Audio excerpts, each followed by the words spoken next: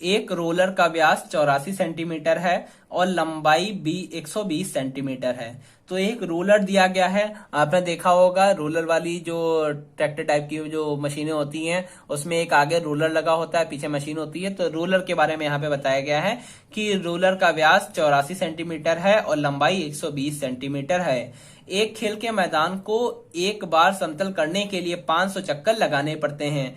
यानी कि जब वो रोलर 500 चक्कर लगा लेता है तो वो पूरे खेल के मैदान के क्षेत्रफल को कवर कर लेता है। तो यानी कि 500 चक्कर में वो पूरे क्षेत्रफल को समतल कर देता है, यानी कि कवर कर लेता है। तो खेल के मैदान का क्षेत्रफल मीटर स्क्वायर में हमको ज्ञात करना है। तो यहाँ पे हमें सबसे पहले व्यास दे रखा है 84 सेंटीमीटर और लंबाई दे रखी है हमको 120 सेंटीमीटर। सबसे पहले यहाँ पे लंबाई और जो व्यास दे रखा है उसको मीटर में चेंज कर लेंगे।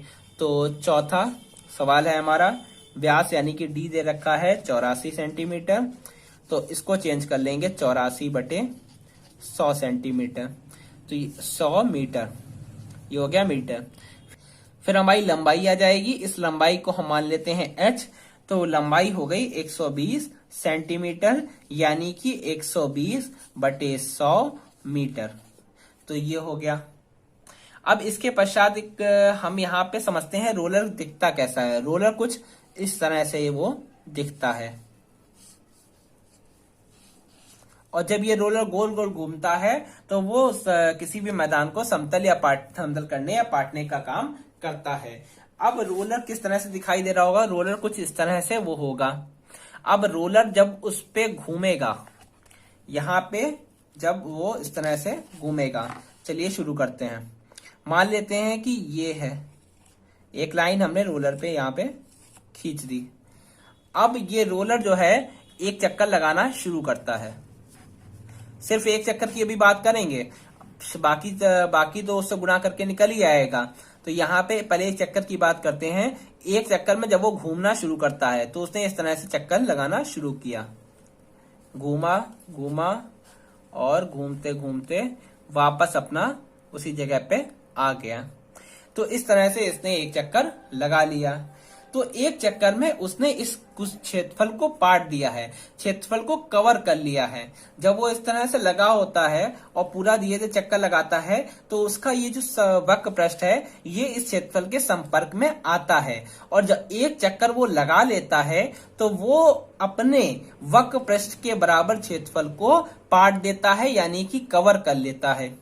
आपको अगर अब भी नहीं समझ में आया है तो इसको मैं और अच्छे तरीके से आपको समझा देता हूं।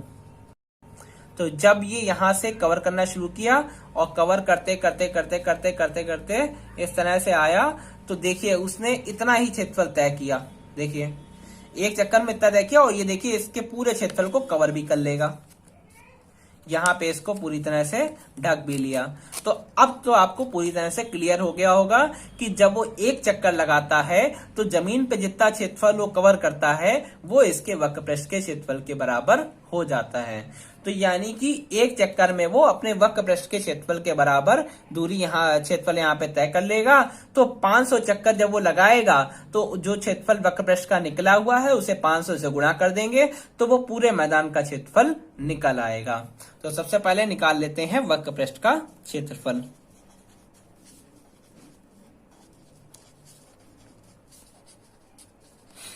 वो हो जाएगा हमारा, सबसे पहले यहाँ पे ये 84/100, यहाँ पे डी का मान निकला हुआ है। आर का मान निकालने के लिए 2 से यहाँ पे भाग कर लेंगे तो 84 का आधा हो जाएगा 42 दूना 84 यानी कि 42। तो 42/100 सेंटीमीटर, 100 मीटर। तो इस तरह से आर का मान निकल आया। वक्र पृष्ठ का सूत्र मैं आपको ज्ञात ही होगा, अभी मैंने बताया है 2πRh और 2 × 22/7। आर का मान हो जाएगा 42/100 और एच का मान हो जाएगा 120/100। तो इस तरह से जब आप इसको हल कर लेंगे तो इसका आंसर आ जाएगा 3.168 3.168 मीटर स्क्वायर। तो एक बार चक्कर लगाने में वो वक्र पृष्ठ के बराबर क्षेत्रफल तय करता है, यानी कि 3.168 मीटर स्क्वायर क्षेत्रफल तय करता है। तो एक चक्कर में तय किया गया क्षेत्रफल बराबर वक्र पृष्ठ अर्थात 3.168। इसी तरह से 500 में एक में इतना तय करता है और कहते हैं कि 500 में पूरा मैदान कर लेता है, तो यानी कि जब हम 500 से इसकी गुणा करेंगे तो पूरे मैदान का क्षेत्रफल निकल आता है। तो इस तरह से 500 से इसकी गुणा कर देते हैं। तो 500 में वो तय करेगा 1584 मीटर स्क्वायर। तो 1584 मीटर स्क्वायर वो 500 चक्रों में तय कर लेगा। क्योंकि 500 चक्रों में पूरा मैदान तय करता है, यानी कि वही इसका हो जाएगा मैदान का क्षेत्रफल।